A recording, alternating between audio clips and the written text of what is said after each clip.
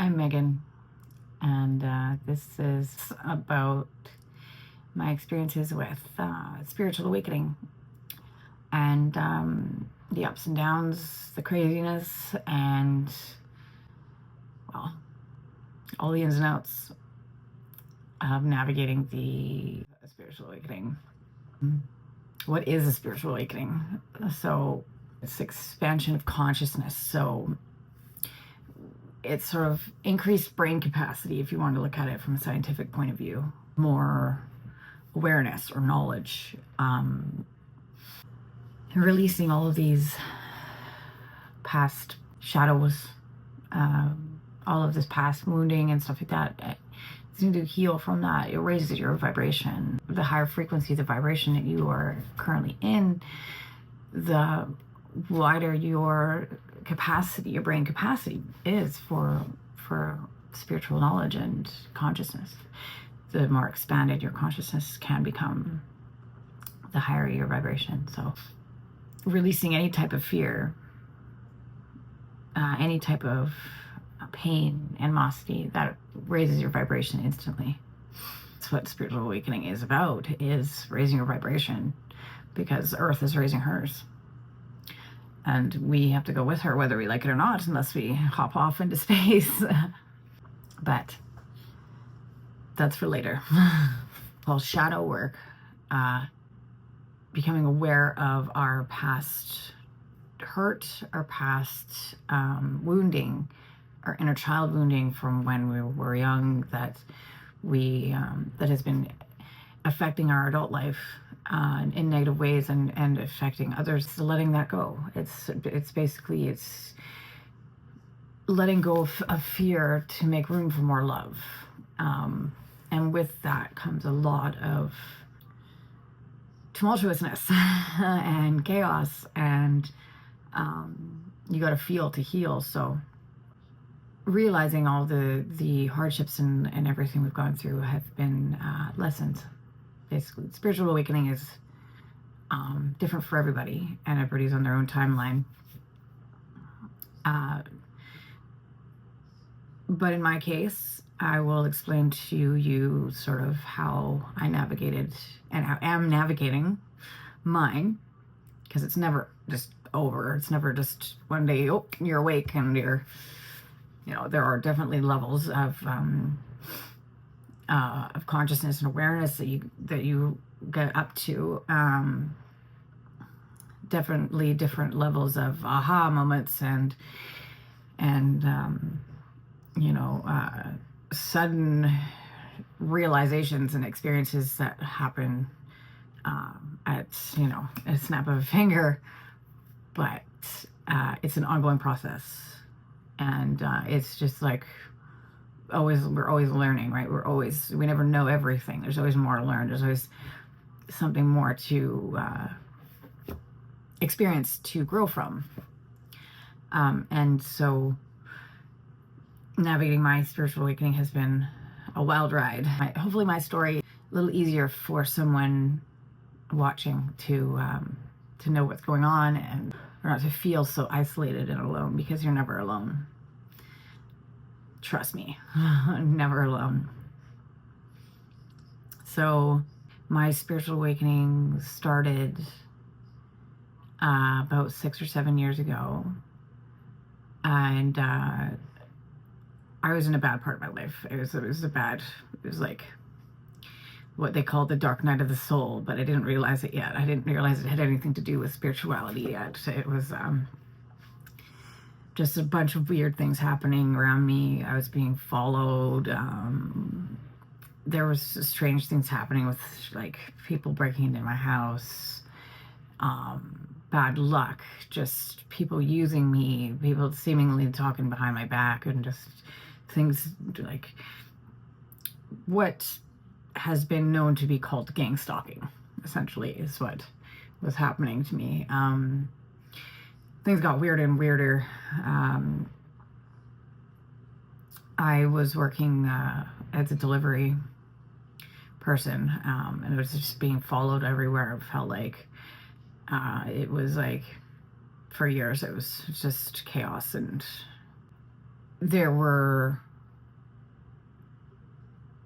people that I became aware of that were placed in my life to cause me harm, to cause me to derail myself from my life potential.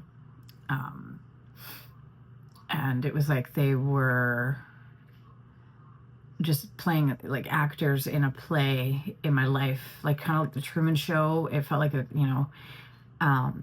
and it was just like I almost got used to this, right? And so I had a lot of anger, I had a lot of animosity, and I was lashing out, and I was like, I'm gonna get you guys. And anyways, it was just causing me more anger and frustration. The worse it got, and like all these things just kept happening, right? So after a while, I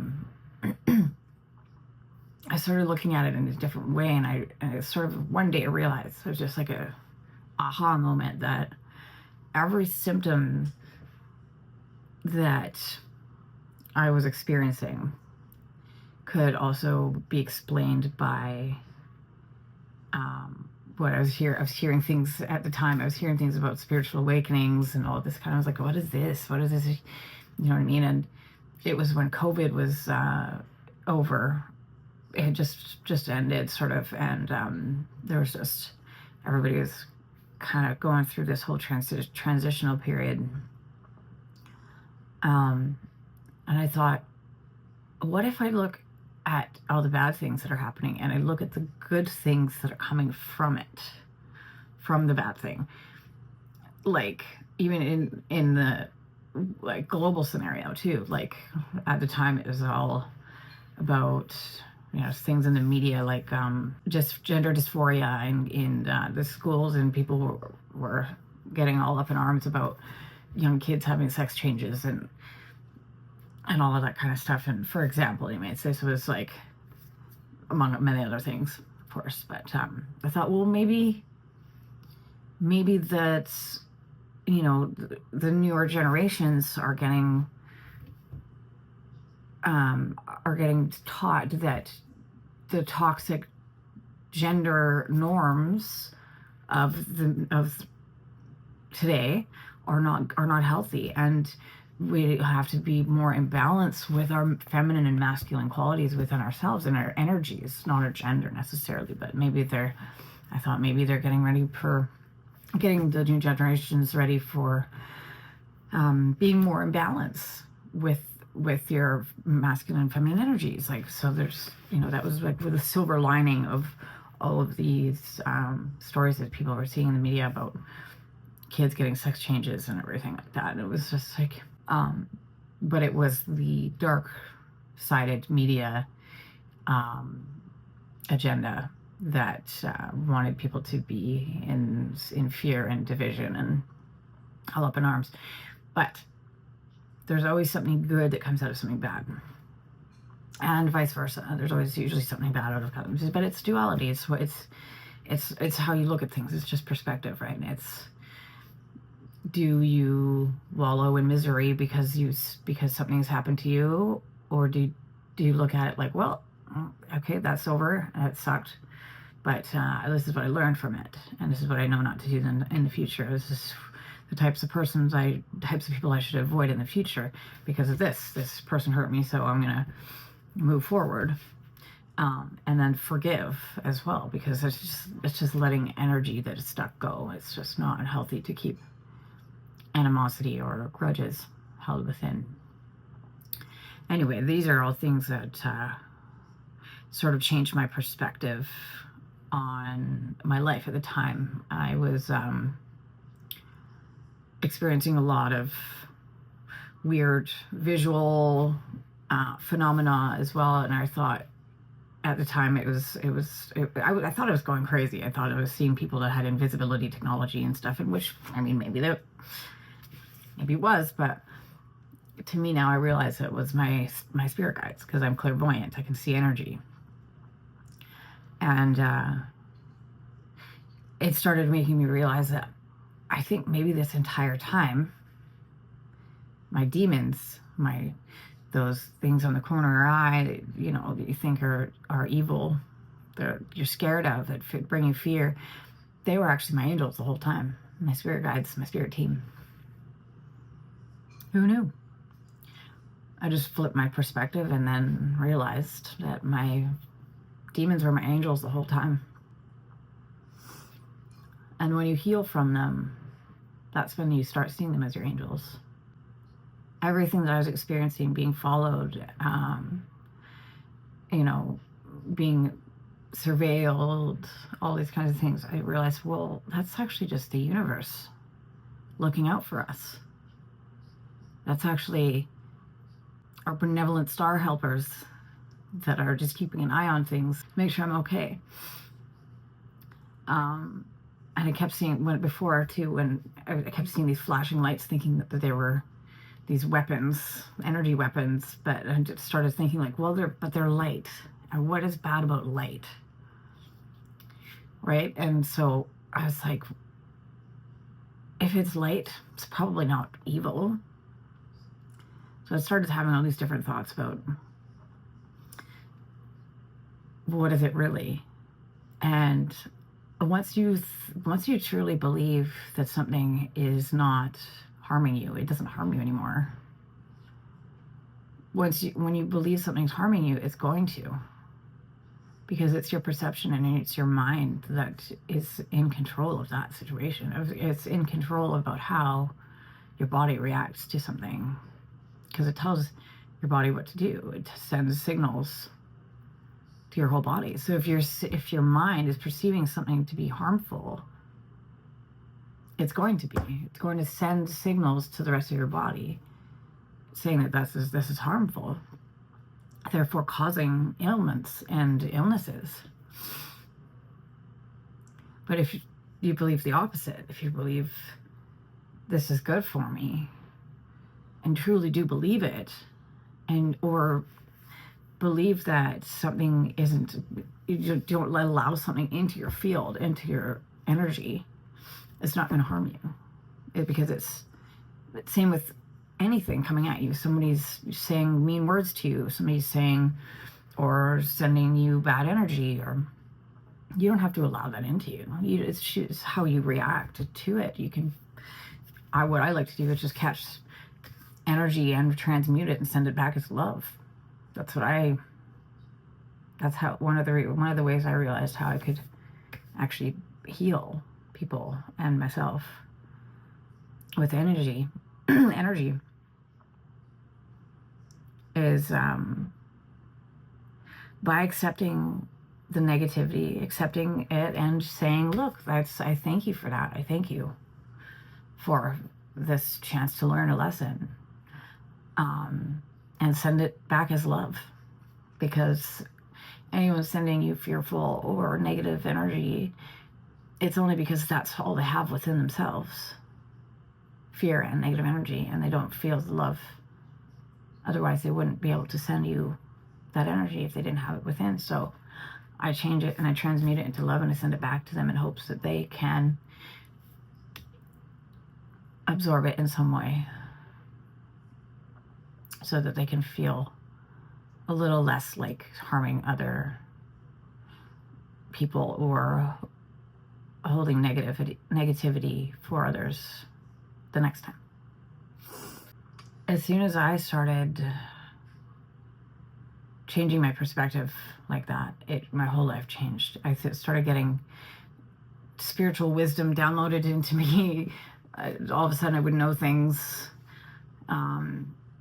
I was starting to see my ancestors and spirit guides, spirit team. I was visited by the Anunnaki, and he's Enki, and Thoth, and a few other deities had visited me. I've received energy from them, which I could physically interact with my hands. It was quite something. A few times. That was really cool. A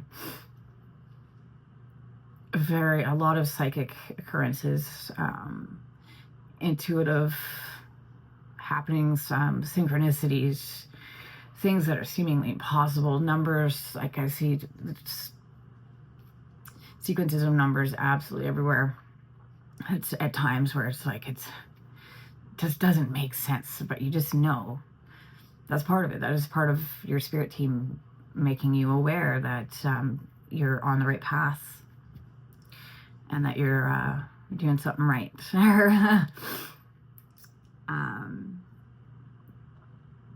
Same with deja vu. Deja vu is a very cool thing because it's what it is you're converging with another timeline of yourself.